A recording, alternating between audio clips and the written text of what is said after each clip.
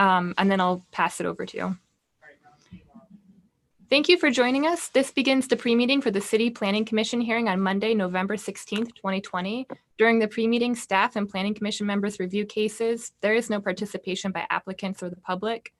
Following the conclusion of the pre-meeting, a public hearing will be held at 6 p.m. Here, all cases will be heard, applicants will present, and public comments submitted after staff reports were compiled will be read into the record. After the conclusion of the hearing, deliberations will follow. The Planning Commission will take action on cases that were heard at the public hearing. There is no participation by applicants or the public, and that's at deliberations.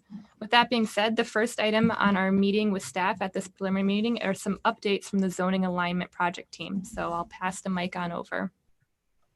Thank you, Anna. Hi, Planning Commission. I come here today with obviously myself, Andrew Kirkmeyer, and we brought some friends. We have Arista and Chris from Camiros. Let me get into it a little bit. As far as the zoning code update goes, we are in the beginning process of doing what we're doing. And we are starting tomorrow with our stakeholder meetings. We're going to be doing a series of stakeholder meetings where we will be soliciting feedback as we move forward through this process. The most important thing to date that we've done is pick a consultant. And Camiros was the consultant that we have chosen. So I'm not going to take too much time to talk because I want there to be a dialogue with the Planning Commission. We have explained to them how you fit into the process. And I know that they're very excited to work with you. So I'll let Arista and Chris take it over. Chris, so I'll start and I'll throw it to you for some introductions, but thank you all very much for having us tonight. You all seem like a very fun group, so kind of wish we were there in person. We were doing some virtual touring this morning with staff on Google, and we really wanted to be there to experience Rochester, but we kind of are where we are today. I do want to say I'm from Camiros. My name is Arista Strunges. Basically, in these projects, I just become Arista because usually there's nobody else named Arista, and Strunges is also a clunky name. And I am a partner and principal at Camiros. I have been there for over 20 years. And I head the firm's zoning practice, and that's primarily what I've worked on the entire time that I've been there. I do some other work here and there, some comprehensive plans, some corridor plans, but the majority of my work is in zoning. So one of the things about Camiros, we are a national firm. We're located in Chicago, but we work nationally. And so we've worked all over the country, in particular, working on zoning ordinances. Some of them you might be familiar with, just because some are kind of your neighbors, is we did work on the Buffalo Green Code, the form-based UDO for the city of Buffalo. We did some work in Rome, New York on their comp plan, as well as their zoning ordinance and subdivision regulations. And we are finishing up a project in Saratoga Springs, New York, working on a UDO for them as well. But in addition to that, I've worked on and we've completed zoning ordinances for Baltimore, Providence, Rhode Island, New Orleans, Shreveport, Louisiana, a variety of places in Illinois because we are obviously located there. We may have heard of Oak Park, you may have heard of Riverside, Frank Lloyd Wright, Frederick Law Olmsted. I know you have some Olmsted parks, so we're very familiar with that environment as well. And so, you know, we feel we bring this wealth of experience. We've made the mistakes everywhere else, so everything we do for you will be perfect. Coming into this project, we're very excited. In particular, when we met staff, when we got the job, we were super excited after we got the interview, but we refused to speak of it, Chris and I, because we didn't want to jinx ourselves. But we really did fall in love with your staff. I mean, you guys, the staff there is so qualified, has done so much work. It's like walking into a dream. I think we said it on one of the calls before. It's finding a unicorn, that all the zoning work has been, started, and there's a strong foundation with the place types and all the types of zoning work and analysis that's been done. So we're very excited to be here and to work with you and to get started on this project and to work as a team with your staff. And with that, I'm going to turn it over to Chris to introduce himself and kind of fill in the gaps on anything else I may have missed. Wow, I'm not sure that there will be. I'll try and match the enthusiasm. So my name is Chris Jeanette. I'm a senior associate at Camiros. I've been with the firm for about 10 years. Usually on these projects, I turn into Chris Jeanette because there's always another Chris. But fortunately, this time it doesn't seem like there is. So I'm Chris. I'm trained as a landscape architect, so I have actually a design background, and that's sort of the role that I play on a lot of jobs in our office. But I've been working with Arista on all the zoning jobs for about 10 years, and really just kind of grown to love as weird as it sounds, although this is the right through, I understand, to say that I've really grown to love the regulatory environment and what we can do through it. So that's kind of my story. Really, no other gaps that I can think of in terms of our background and our expertise. I mean, we've really grown to kind of be familiar and to like working in New York State. We're familiar with all of the weird secret stuff that you guys have, and basically all of the the state regulatory environment. So we're ready to hit the ground running here. So thank you. With that, I'd like to open it up for Planning Commission if you have any questions, not only of Doreen or myself, but also Arista and Chris. I wanted to add something real quick, Jill. So we had, I don't remember how many firms we had, Jill, that responded to the RFP on this. Maybe 6 or 7. Yeah, I was thinking 7. Yeah, and then we went through a selection process with several people from inside City Hall, and including, zoning, planning, but also others from city government. And we went through a pretty extensive process for selecting Camiros, and we did a couple of interviews with a couple of the firms, including Camiros.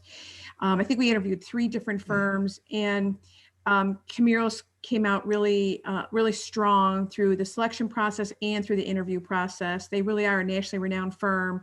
So we're very excited to have them on board to help us through this process. And by all the work that's been done since we brought on Camiros, I think Arista is speaking largely about the comprehensive plan work that the community has worked on. That comprehensive plan, which, as you know, was adopted last year, provides the framework and the basis for the work that Arista and Chris are going to be working on and using through this whole process.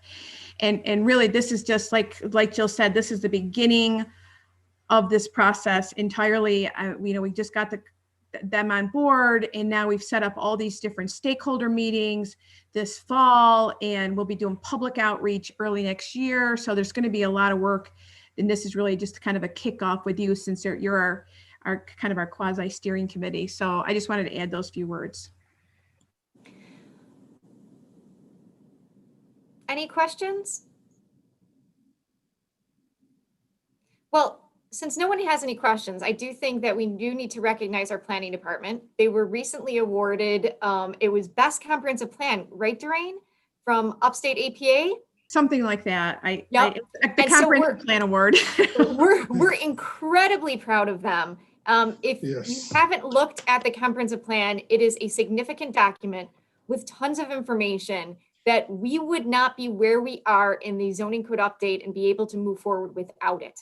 It is absolutely key. And so we in zoning we're indebted to the planning department. And so thank you, Doreen and planners, for creating an awesome comprehensive plan so that we can do what we need to do with the zoning code update. Thank you. So what we'll be doing going forward is we'll continue to meet on some sort of regular basis with Planning Commission to update you as to where we are. And the vice chair and chair have been invited to participate as on one of our stakeholder groups. So this is just the beginning of an ongoing conversation. And I am going to throw the mic back to Anna so that you guys can have your pre-meeting. All right, thanks for your time tonight. Thank you, guys. Thank you, Jill. Thank you. Thank you, Chris and Arista. Thank you all so much. And Anna, can I just ask the Town North Law Department, are we recording? Because that would be good. Yes, we are. Okay. Okay, so you guys all have the agenda. As you can see from the agenda, there are 2 cases this month, so it should be a relatively short meeting. Let's just start with number 1. This one you guys recently saw in the form of a zoning map amendment. That has now, that was to rezone the property from R1 to R2. And now they are proposing a specially permitted use in the new R2 zoning district. Do you guys have any questions about this one? Oh, We did receive one public comment after the staff report went out, so I will be reading that into the record this evening. Other than that, the planning office support letter was included in the staff report, and the Beechwood neighborhood letter of support was included with the staff report. So Anna, the thing that triggers, in addition to the alternative parking plan, just the multi-unit building as opposed to like a two unit, is that what's triggering the special permit requirement? No, what's triggering the special permit is to establish the multifamily dwellings.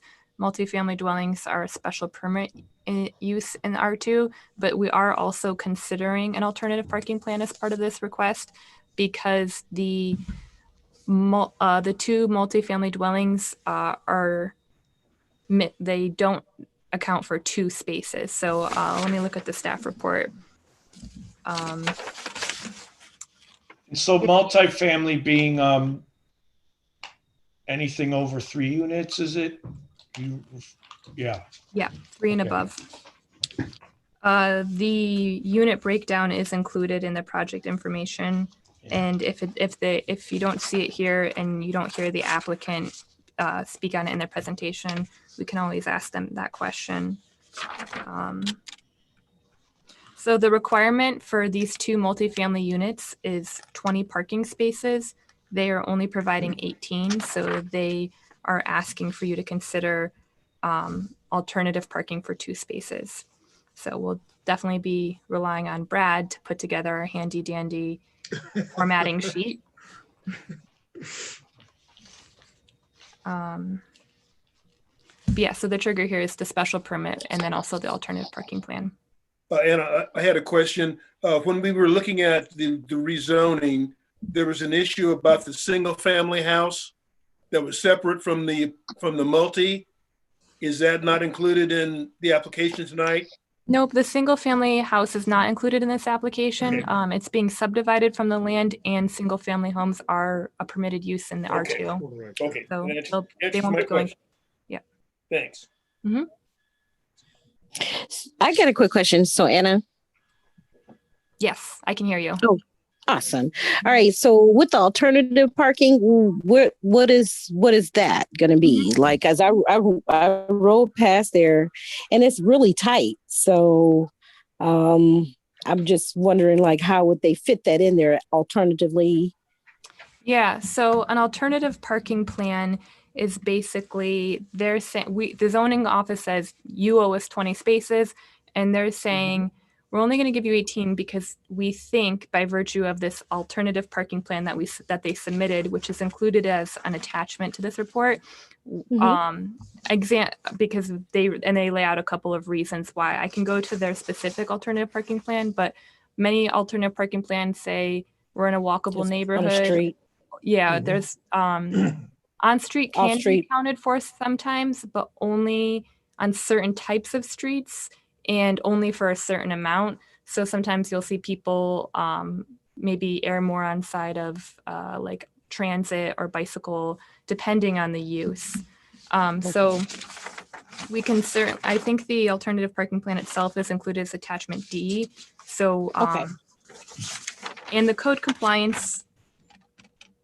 So their alternative parking plan, they're saying that they reference bicycle parking, public transit, as I just mentioned, and they are talking a little bit on street as well. But when we deliberate on this, we can kind of see how many on-street parking spaces they could even use as the zoning code dictates.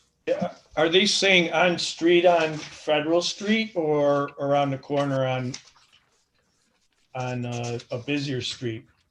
Because as I recall, you can't use just spaces on residential streets. Right, yeah, you're exactly right. So Federal Street itself might not even be eligible for an on-street percentage. Mm-mm. So these are all questions you can ask. The applicant will be addressing this during the presentation, hopefully. And if they Yeah, don't, then the board members are encouraged to ask questions about how they're getting accounting for two spaces that they would otherwise need. I'm glad that it was brought up in the pre-meeting though, because yeah, I don't think that Federal Street can really offer any on-street Accommodate. because it's a residential street. Not even given the fact that the west part of it is the bus terminal. Does it matter?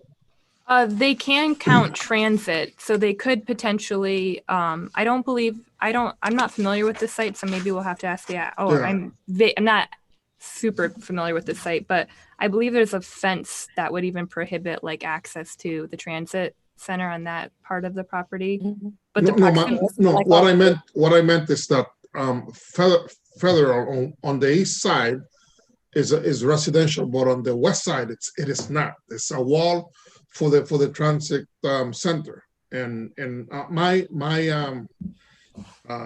speculation is that probably it could be used more from people that work there than people that reside there.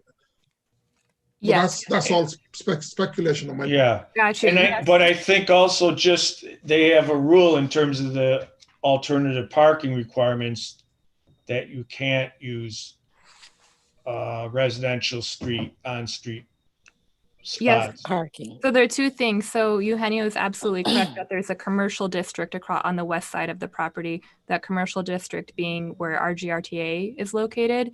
But regardless of the proximity to the commercial use, the commercial zoning district, we still can't count Federal Street because it is considered a neighborhood street. Okay. So that's, yeah.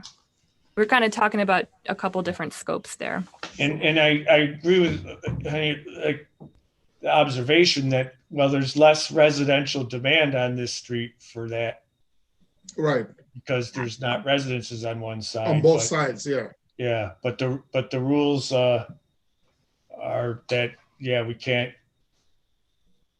use that street and spots in that street, even under these circumstances.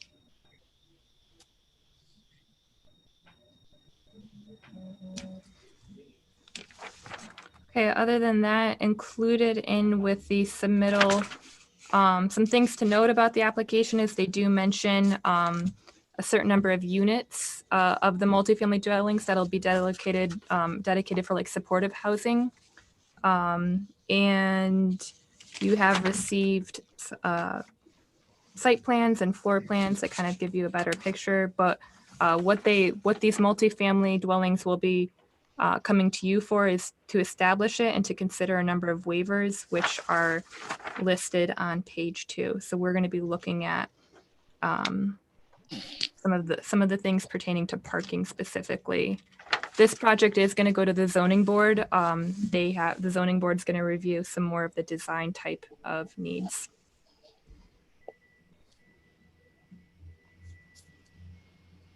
Okay. Shall I move on? Yes.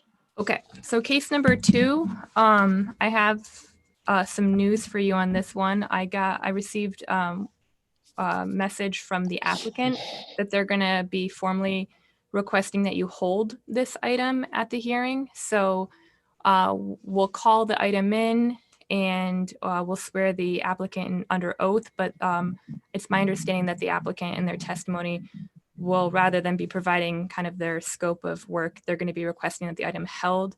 I'm sure they can identify why, but it's my understanding that has to do with kind of exploring some of the traffic concerns a little more further.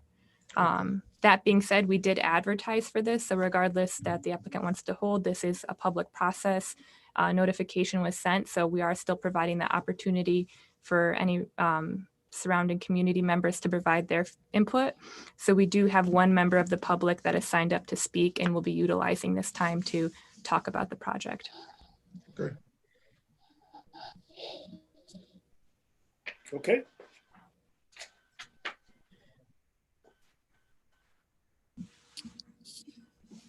So if there's no questions, should we adjourn until 6 or?